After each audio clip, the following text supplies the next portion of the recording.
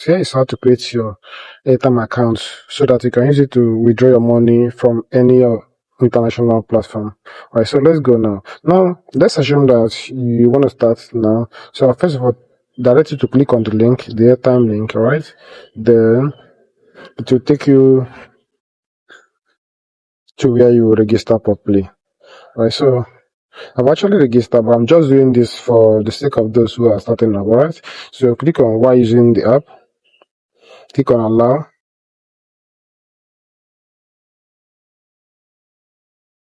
and then use your location, your normal location, right? Create an account. If you want to use it for personal purpose, okay, you can decide. If you want to use it for your business, you can decide. But majorly, most of us are using it for personal, okay? That's to send and receive money with more than 500 payment methods, alright? Then now here you can put your Gmail, alright? You can put your Gmail over here. Or if you want to continue with Google, you can click here to continue with Google, right? Now let's just say I'll continue with Google, and then I'll just click here, continue with Google. Or you can alternatively put your email, okay? This is just an example, okay? You can put your gmail.com.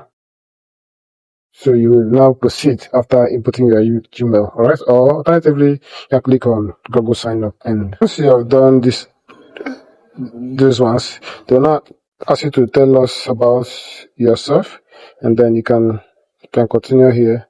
Alright, your name. If that is not your legal name, you can let them know. But if that is your legal name, then you can untick this. I don't have a legal name, but you should have a legal name. Alright. So that's it. Alright.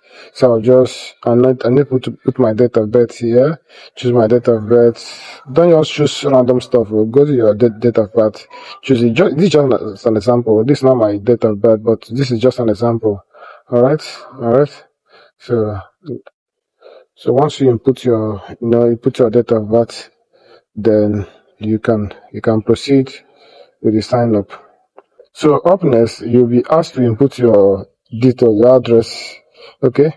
So everything about you put your address, you put your postal code. Now you'll be asked to input your phone number, and then you can put your phone number right over there. Okay. So input your phone number, your preferred phone number.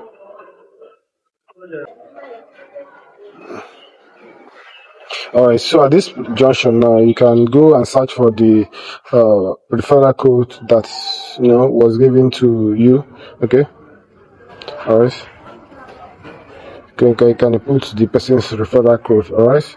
But this is showing because I actually click my own referral link here. So this is a referral code. Okay.